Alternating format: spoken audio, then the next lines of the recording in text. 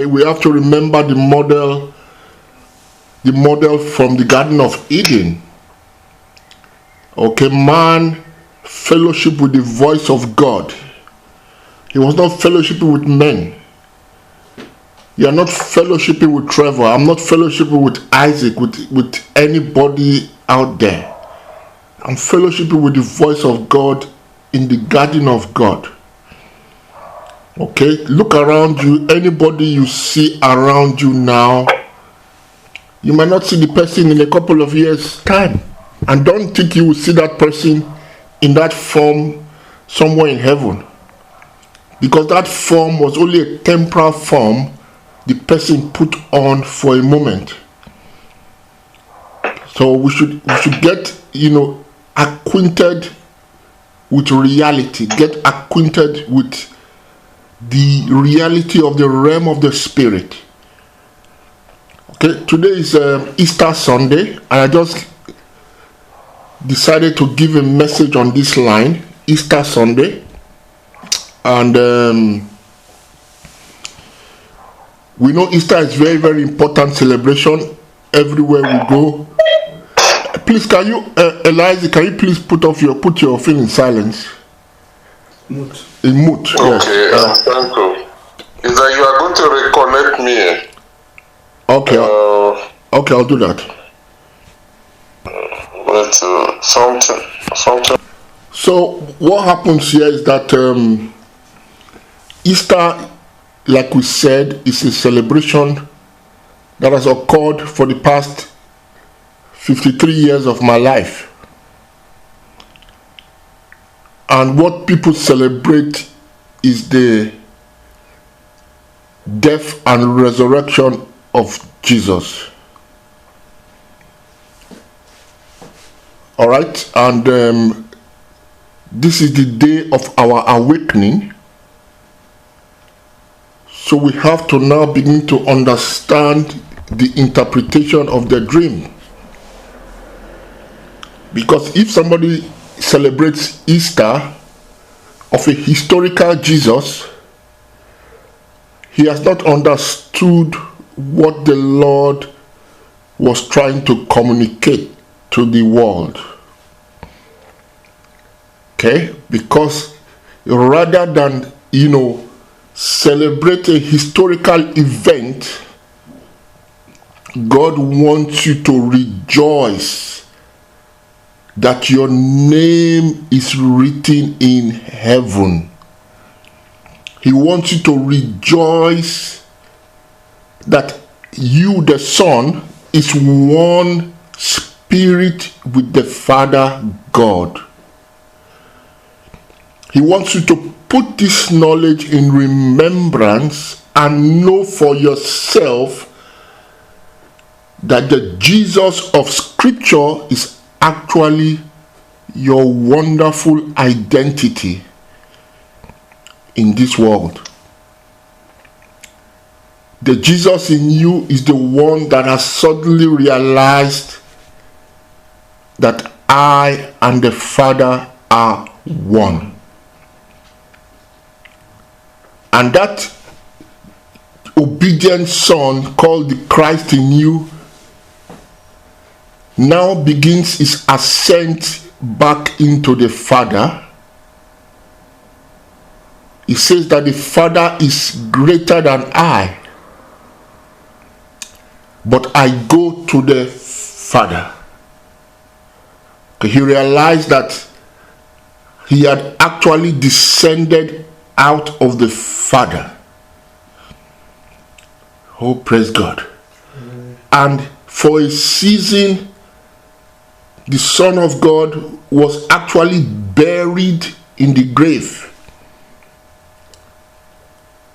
Okay, now the Jesus you see in the grave and coming out after 3 days is a parable of you in your humanity, okay, when you sleep in mortality, not realizing who you truly are.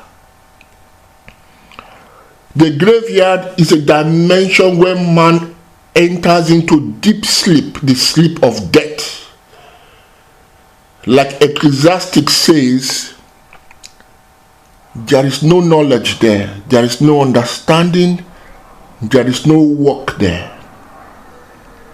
All those things we reach out to do in our humanity are simply in the dark. No matter how wonderful they seem to look, how legal they are. And let me tell you something. Living as a human being, living in the world below is not a crime.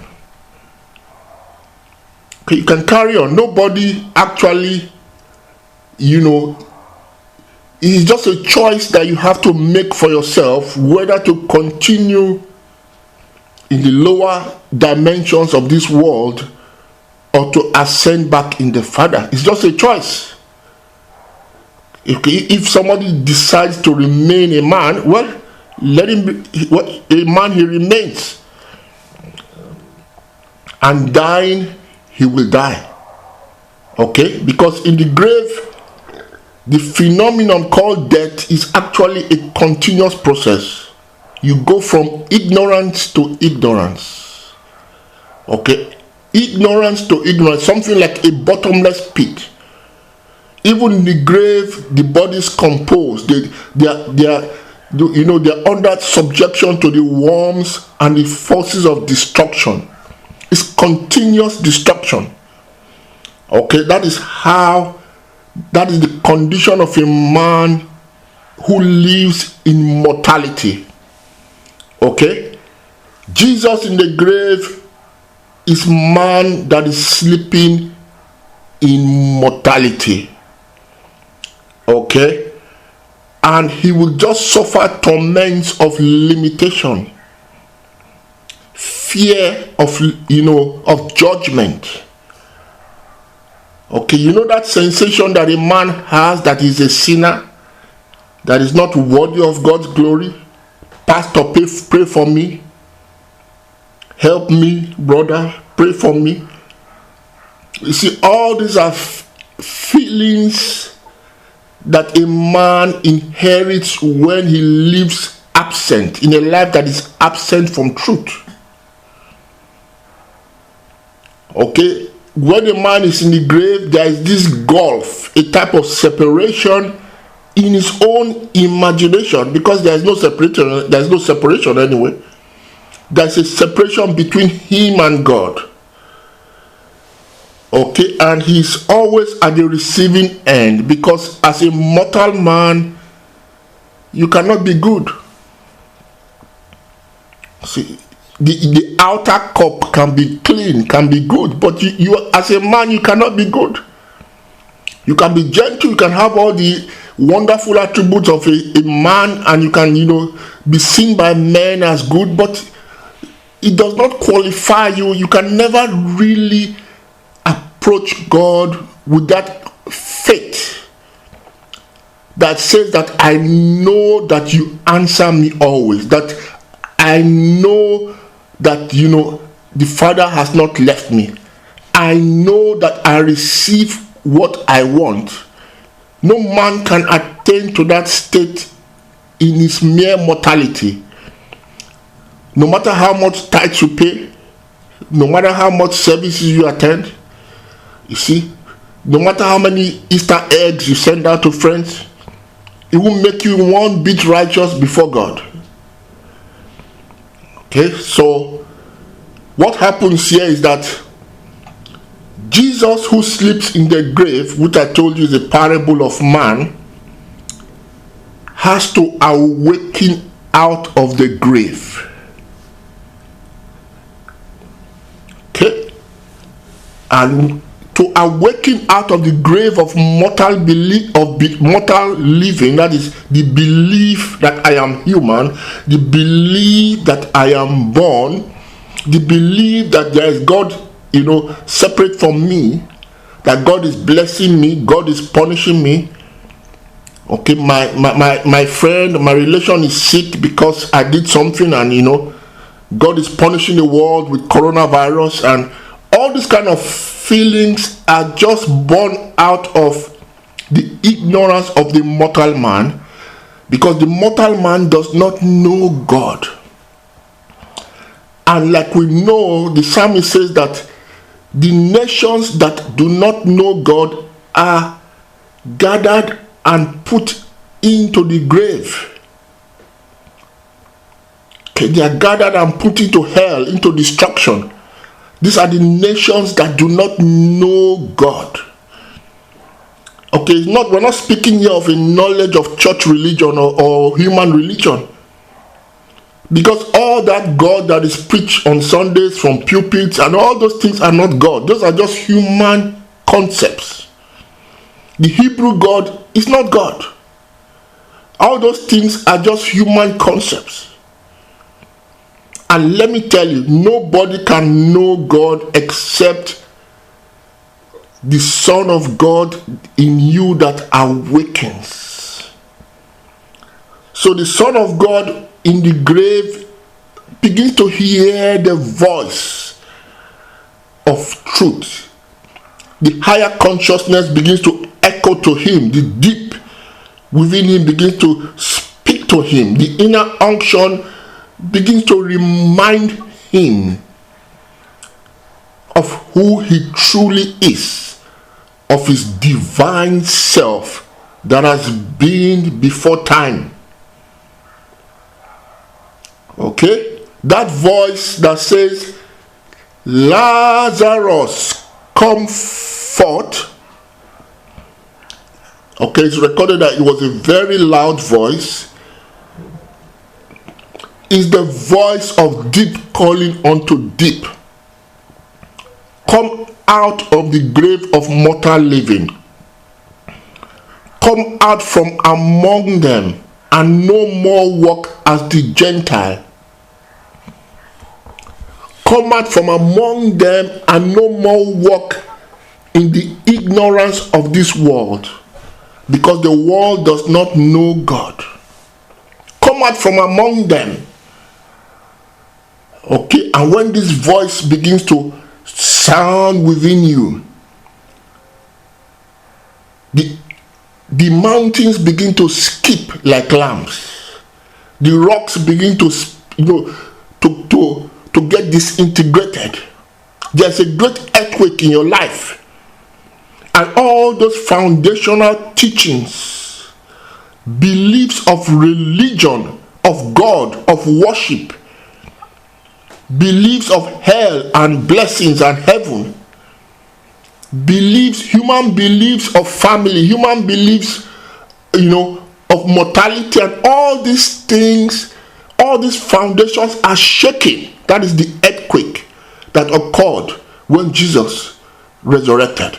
A great earthquake, and all those foundational teachings are removed out of place. Okay, even when Jesus, when he resurrected, also the saints resurrected with him. Okay, there was a great earthquake. All those caves, all those places where people are buried deep, in mortality, sense of mortality, thinking they are born, thinking that, they are of a tribe, that they are black, they are white, thinking that they are male, that they are female. All these foundational teachings of humanity are moved from the roots. Okay, and man begins to come out of the grave. Okay, you see the veil over the face of man. There's a veil, a covering over the face of men. When we walk around, men don't see each other. Men don't see each other. There's a veil, a covering over the face. That was the covering over the face of Lazarus.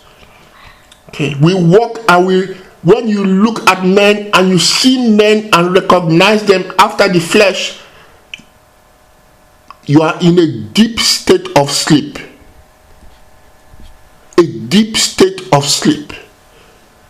But now, when the people hear the voice, that veil over the face, okay, it was like a handkerchief over the face of Lazarus. That veil is removed.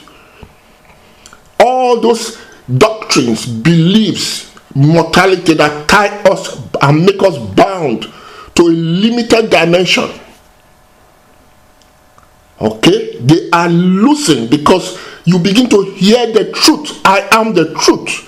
And the truth will make you free. I am the truth. I am the life. I am the resurrection. I am the life.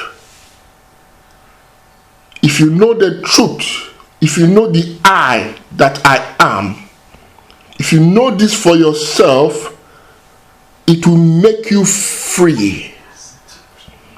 It will set you free. Okay, free from the sensation of separation from God, because that separation from God is the root of the problem. Because once you begin to see God externally as something external, you will always be short of the glory. Because I will not share my glory with another one. As long as you continue to believe in this kind of thing, you cannot see life in its fullness. You cannot get fulfillment. If I truly know that I am one with the Father, I can sleep in the boat. Let it rock. It can only rock for those who don't know God. Okay? Let the seas, the waves, roar. Let them go wild. It can only grow wild for those who do not know God. Okay? The troubles of this world is not present for those who realize that I and the Father are one. I and the Father are one. It means in a very, undiluted way, it means that I am God. Okay, this is the mystery of the ages. It's baffling. It shocks men. When men hear this kind of thing, they run for cover. Okay, when the Ancient of Days, the beginning and the end, when he appeared in the days of Daniel to Daniel, all those people who were around Daniel ran for their lives. When John saw him, he was afraid. He hid his face. When Jesus told those who were about to capture him that I am, what happened? They all fell down. When men hear this thing, they shake, they tremble. That I and the Father are one means that I am God. Besides me, there is no other one. The human mind will take up stones and stone this mere mortal who will dare to make himself equal with God.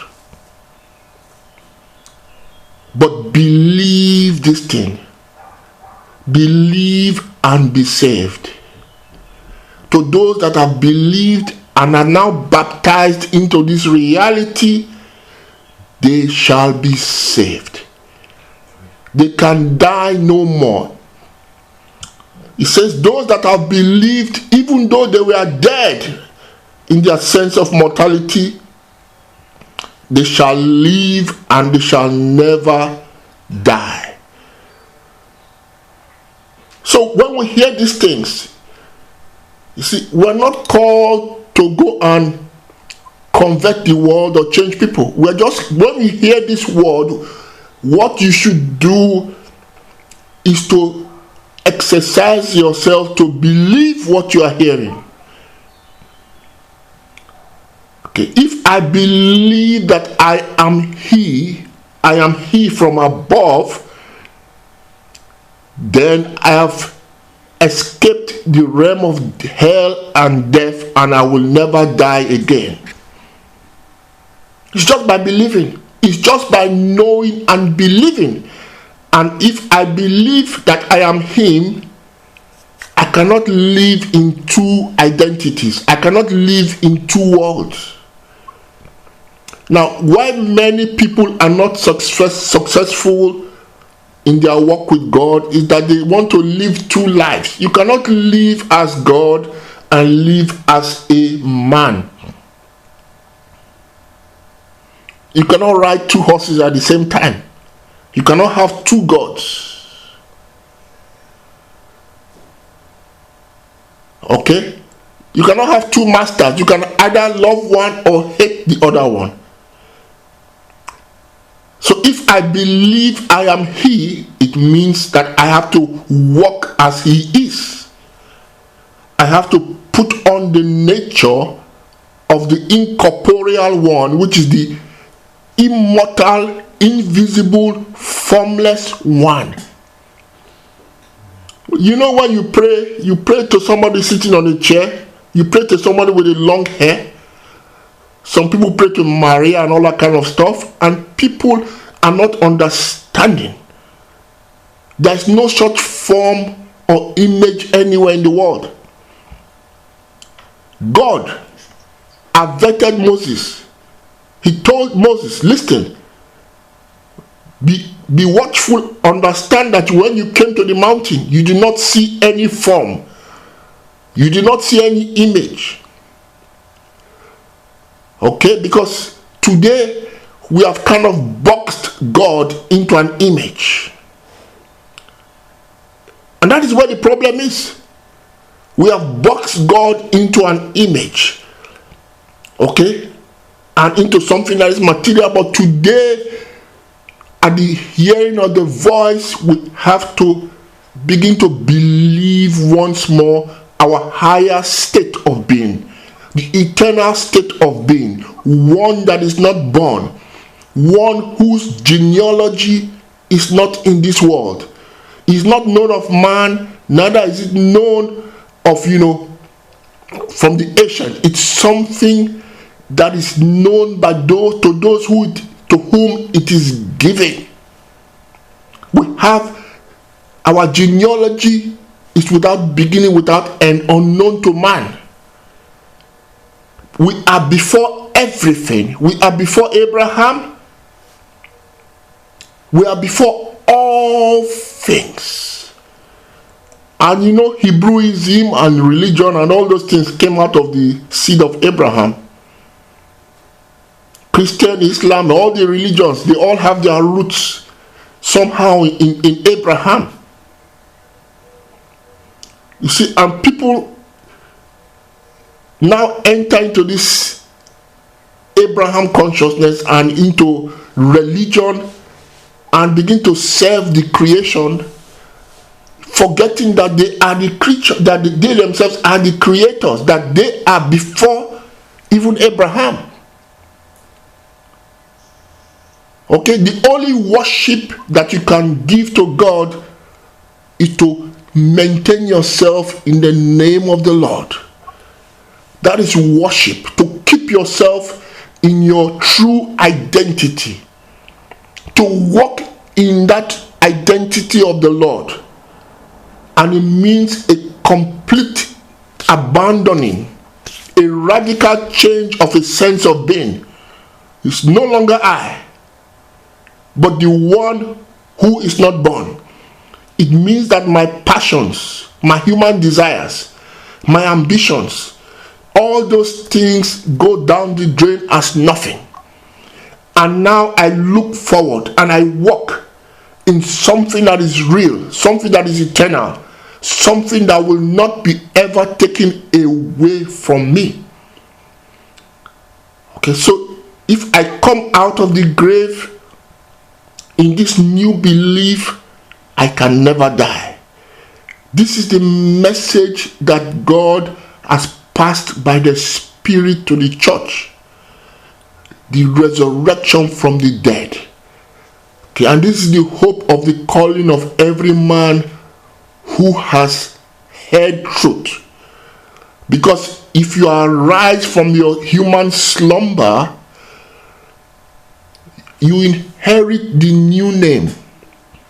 which is the name of the Father. And the name of the Father in reality is not a new name, it has always been.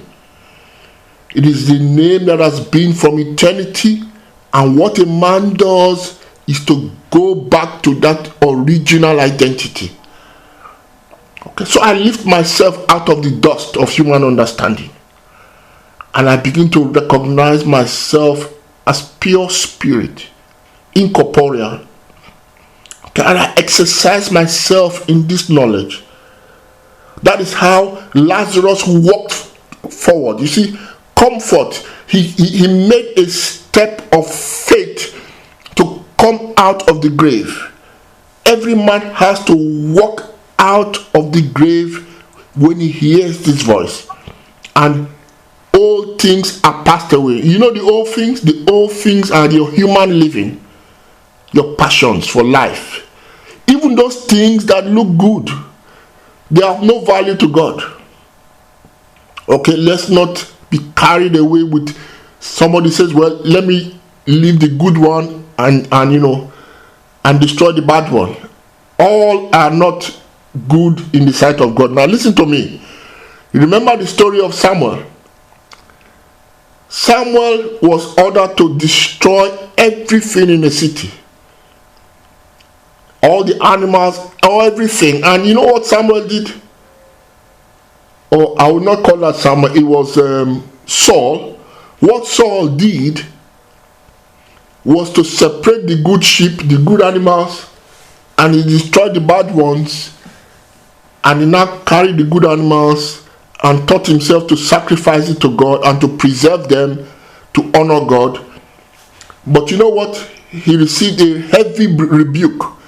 He received a very great rebuke from God because he disobeyed the Lord. And when the Lord tells you something, the Lord says, forsake humanity, forsake your mortal sense of life, put to death your life upon the earth and live after the Spirit.